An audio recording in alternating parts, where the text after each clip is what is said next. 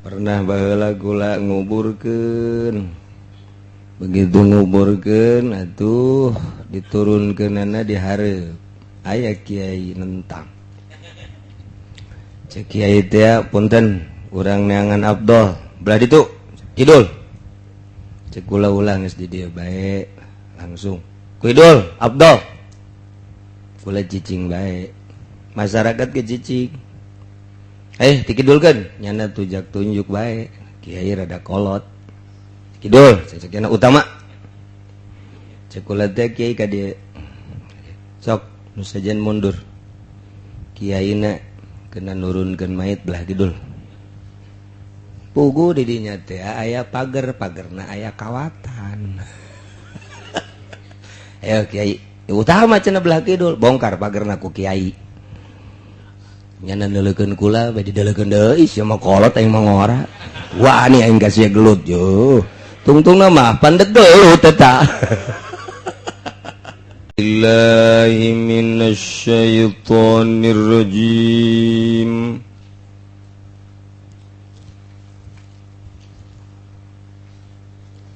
Bismillahirrahmanirrahim.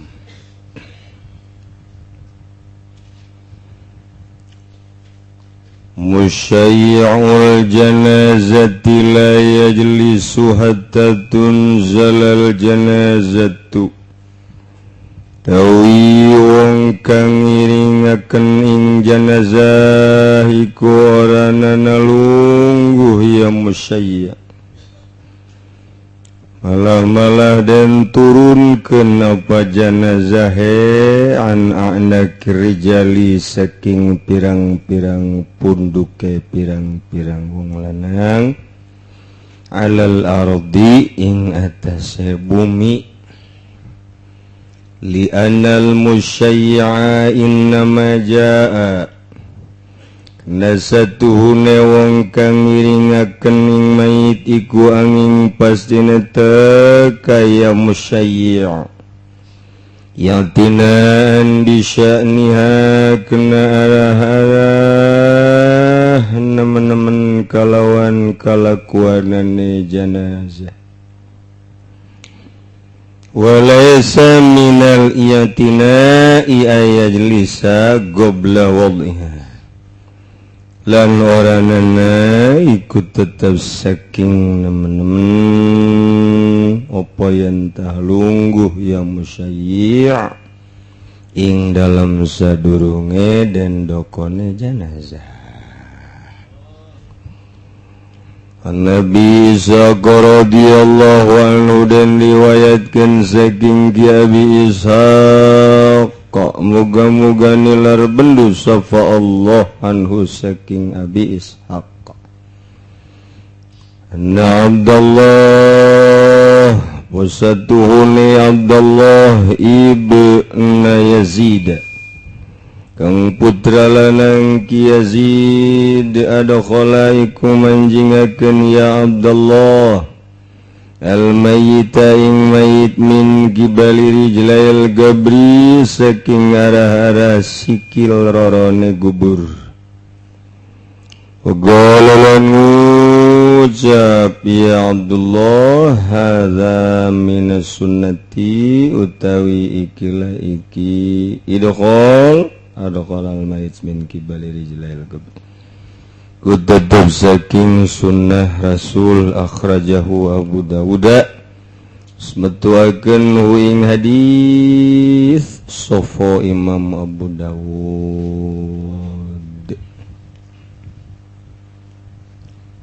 Hari anu ngiringkeun janazah ti tempat nyalateun boh di imah di musola, di masjid, di majelis diiringkeun ka tempat terakhir nu bakal lila urang ngedeng di dinya.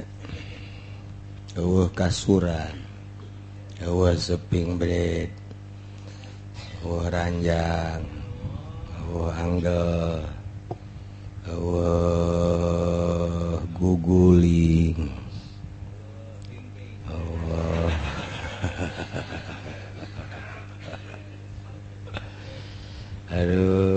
Allah Karim. Nukuari urang ngamu mulai awak kurang dipantes-pantes awak kurang teh ku urang dimulya-mulya ku urang hingga urang ngarasa teu pantes jeung teu ngeunah mun teu make spring bed tah ngamulyakeunna urang ka diri urang etalah nu bakal jadi siksa. Mamantes diri pan aing mah bupati nya kudu ngagoletak perasaan etalah nu bakal jadi siksa. Pan aing mah abuya nya teu make kasur eta nu bakal jadi siksa. Pan aing mah bos nya ngedeng ngagoletak eta. Pan aing mah polisi iya ngagoletak. Pan aing mah pedagang teu pantes kudu ngagoletak. Perasaan-perasaan etalah urang terlalu memuliakan diri urang. Perasaan eta nu ngajauhan diri urang ngajauhan ka Gusti Allah. Inget terakhir ngedeng urang 10 tahun, 100 tahun, 1000 tahun di jero kubur tanpa make alas. Mantek kuari latihan di jero kubur. Latihan. Jadi ti kuari ulah make ampar. Ulah make kasur. Ulah make permadani. Jadi latihan ti kuari. Ulah cara jelema ondo, mumpung kuari mumpung hirup engke mah teu make. Gusti. Loba jelema diangkat ku Gusti jadi wali ku sebab salatna teu make sajadah. Embungeun salat di luhur permadani hayang langsung we asal ti taneuh disujudkeun kana taneuh ditempelkeun. Mantak loba jelema ka jero kamar mawa taneuh beungeutna di taneuhan digosok-gosok. Urang mah boro-boro make taneuh make FIFA. Make make up kiai ge di make up ka salon nyapudnya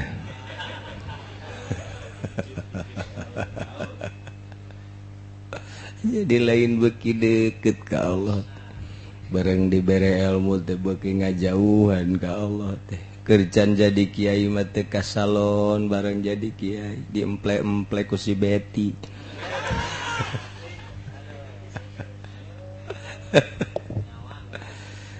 Insyaallah Karim kok yawak jadi koskinya. Masya Allah, Masya Allah. Gitulah bahwa diri urang teh kumaha urang na bae, ja Allah mah neuleukeun teh memeh urang aya. Allah nyahueun memeh urang aya. Allah teh ngadenge memeh urang aya, atuh urang na we lumpat ti Gusti Allah. Teu asa didengekeun, teu asa dideuleukeun. Nah ieu ye. Engke mah urang berbaring dibungkus make kain putih. Haju dipocongkeun, koncong pocongkeunage. Besi hudang meureun. Reketek angkat orang teh ka jenazah ditutupan disolateun terus diiring tah ieu pelaturanana ngiringkeun jenazah ulah haju diuk memeh mayit diteundeun iluhureun pundak nu nanggung nu mikul kana taneuh kaasupkeun kana teu sopan kaasupkeun kana teu boga ganjaran namun urang ngiringkeun mayit nama sikeneh di luhur urang geus diuk lantaran ngiringkeun teh inna majaa itinaan bisya'niha hentak terjadi ngiringkeun soteh nya kana kalakuan jenazah jadi henteu termasuk itina lamun jenazahna masih keneh di luhur nu ngiringkeunana geus diuk teh bagus tukos kitu jadi urang ulah waka diuk ulah waka cicing mun jenazah can diturunkeun jenazah diturunkeun terus diasupkeun ka jero kubur cara ngasupkeun ka jero kubur na riwayat ti Abdullah bin Yazid anjeunna ngasupkeun mayit ti arah dua suku kubur mayitna dibaringkeun di jero kubur sirahna ka kaler sukuna ka kidul di urang lantaran dikiblatkeun berarti kibala rijlail gobri belah kidul geus sunnahna hadza minas sunnah aya nurunkeun mayit teh afdol ti belah kidul di urang mah apa ka jero ajeuna hendek di belah luhur bae langsung kahadap ditampa babarengan eueuh masalah ajeuna hendek ti ditukeun bae mah ti belah kaler ka kidul eueuh masalah ajeuna hendek ditukangeun di dieu ye di belah wetan eueuh masalah ja intina mah dikubur ngan keur carita afdol ieu adalah ti dieu ti kidul eta sakadar afdol pernah baheula kula nguburkeun begitu nguburkeun atuh diturunkeunana di hareup aya kiai nentang cek kiai teh punten urang neangan afdol belah ditu kidul cek kula ulang geus di dieu bae langsung kidul afdol kula cicing bae masyarakat ke cicing dikidulkeun nyana tujak tunjuk bae kiai rada kolot kidul cekna utama cek kula teh kiai ka dieu sok nu sajen mundur kiaina kena nurunkeun mayit belah kidul pugu di dinya teh aya pagerna aya kawatan ayo kiai utama cenah belah kidul bongkar pagerna ku kiai nyana neuleukeun kula bae didelekeun deui sia mah kolot aing mah ngora wani aing kasih gelut yo tungtungna mah pandeg gelut eta hal-hal nu kitu teh teu kudu dipermasalahkeun dula deuleu bae endek nyeun afdol teh imkan apa henteu dengkeun di dinya aya pagerna aya kawat pas pisan liang kubur eta teh kabeneran aya tangkal kadongdong na rada gede mantap cek ulah kampak dikeun ka kiai kagok aing mah ye nya cicing bae geus teh kumaha kiai bae henteu tuturkeun ka kiai kolot kidul kampak nu ngadieun kabeh cicing bae kabeh saya cenah kiai di dieu bae lah cenah ulah hese-hese mah nya cenah urang kudu mukaan pager. Nah, sakulah teh kiai kubaya ka kiai kolot. Kubaya mun diturunkeun di dieu. Oh masalah cenah sebab itu aya pager ngomong sia di tadi. Aju ngaleos nyana. Balik. Sok sambarangan bae naon teh. Wih, diteluh bisa. Untuk nama baik can ka kuburannya nang geus telu. Aya bakeur carita lah hal-hal afdol kos kitu ulah sok dijadikeun masalah di lembur teh. Imkan kabeneran urang jadi pamimpin bisa belah kidul ya afdol nama belah kidul. Aya nu nentang teu kudu di kidul cenah di dieu bae di arah kiblat urang ulah kumaha hal-hal nu kos kitu teu kudu dipermasalahkeun. Ayuh baik selanan can pahamen atau situasi orang teh kos kitu mah tah gitulah. Jadi nurutkeun afdol mah riwayat Abdullah bin Yazid adkhalal maita min kibali rijlail gobri. Ieu teh sababaraha macem ieu teh urang teh deuk muru afdol belah kidul bisa diantaikeun lamun mayitna kuru nu di jerona deui tanagana biasa-biasa kumaha kuari mun mayitna gendut mayitna sakintal satengah ai nu di jerona sagede Habib Rozak asalna bisa payah duaan mayit ka jero ngubrus tah ieu nu narimana di jero wah cek masyarakat di luhur mayitna dua. Emang kunaon ieu nu tadi nampak teh kaberi mayit. Paeh deui.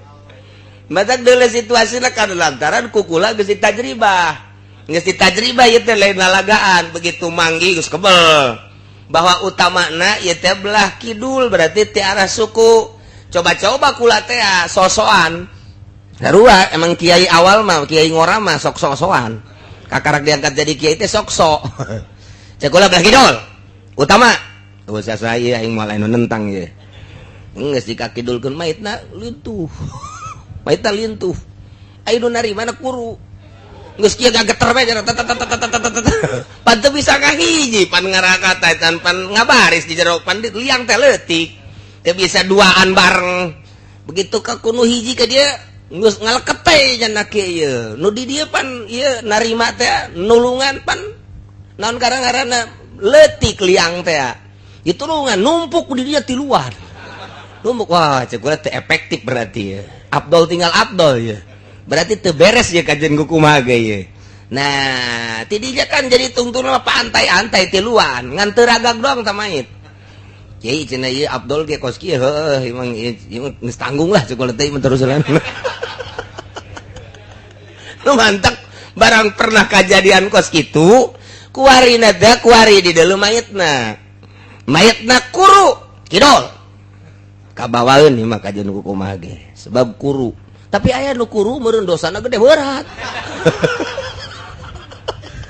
berat kan aya mayit model kos itu aya mayitna kuru jeger jas jeung berat model teh mayit teh berat we cak nu dihandap ke pan kuru pan berat cenah ieu wah ieu mah aya naonan cenah mayit buat teh aya beusian jerona ieu berat terus dikahandapkeun ai ka bawah mah kabangan berat geus diturunkeun teh nya tulak cangkeng napas heula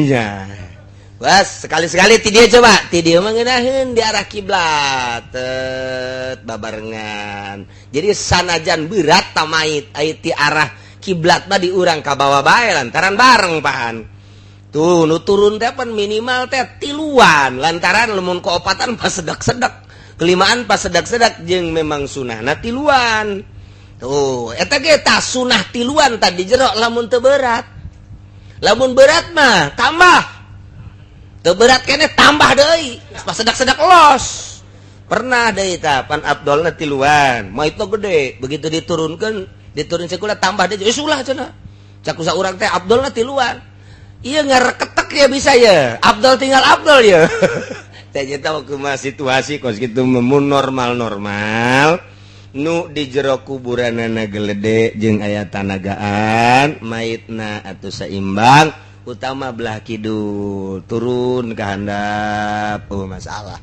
tapi ketika maitna gede ulah coba-coba belah kidul lain lalagaan kula geus pernah eta kos kitu teh nurunkeun mait nitah doang kidul utama maitna gendut etalah terjadi seperti itu numpuk di hareup tiluan kieu teu kabawa pan digolosorkeun ka dieu ieu ragag ya di dieu mah mawa ka dieu kabehan ja berat ditinggalkeun ku saurang ngaleket teh ka handap suku eueuh nu nyekel tah jadi eta mah orang kos kitu beukeur carita meureun ieu Abdullah bin Yazid nyana galede urang Arab kajen kuku ge nu paehna leutik ieu atau kuru jadi bisa ti ditukeun lamun nu maot na kos Haji Rojali nu nyaho di Haji Rojali sok di dieu teh gendutnya nama becak ku sorangan hampir teu mahi Rojalinya teu gaji ge lain teu gaji eureun jadi teu kuat lempang awakna gede jasa jadi lempang teh teu kuat nya teh naik motor ge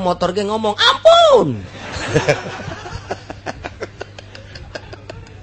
Lepas aku kulat kita beli BMW atuh ji, cekulat teh beli BMW. Ai motor atuh bangsa motor ieu mah motoran garang mangsa Mio atuh gara ketek. Cek Mio teh bukan ukuran saya. Tah ieu mun carita moitna gede teu bisa belah kidul kajen kukumah ge tetep belah hareup. Nah ieu mah jadi kasimpulan nama urusan kos kitu utama kira-kira teu kabawa tetep belah dieu. Jadi loba pengalaman kula mah hiji pernah aya nu nitah kidul bae kiai aya pager datang ka kula kiaina titah nurunkeun kagok aing mah cek kiai barang kiai kadinya aya pager bingungeun nya nage tadi geus kadeul cek kula teh aya pager di dieu bae akhirna tetep dihareup pernah pager titah di belah kidul teu kabawa lantaran gendut mentak datang ka kuari geus ulah dimasalahkeun kos itu kumaha ngeunaheunana bae lah kumaha ngeunaheunana bae mah keur carita afdol mah tetep belah kidul mun kira-kira kabawa mun teu kabawa tetep ngeunaheunana belah dieu jadi bareng belah dieu mah narimana bet kahandap tah gitulah. Jadi hiji ngiringkeun mayit ulah waka cicing ulah waka diuk maksudna ulah waka diuk memeh mayit diturunkeun ti pundak anu ngiring anu ngamanggul lantaran kurang menghormati urang ka mayit lamun urang kaburu lamun urang teu heula diuk mayit encat. Nomor kedua ketika mayit diturunkeun utamana belah kidul ge lamun kabawa mun teu kabawa urang neangan deui solusi belah hareup. Tah kos gitulah carita afdol mah tetep afdol belah kidul mun kabawa al ma'nal ijmaliyu wallahu a'lam bissawab.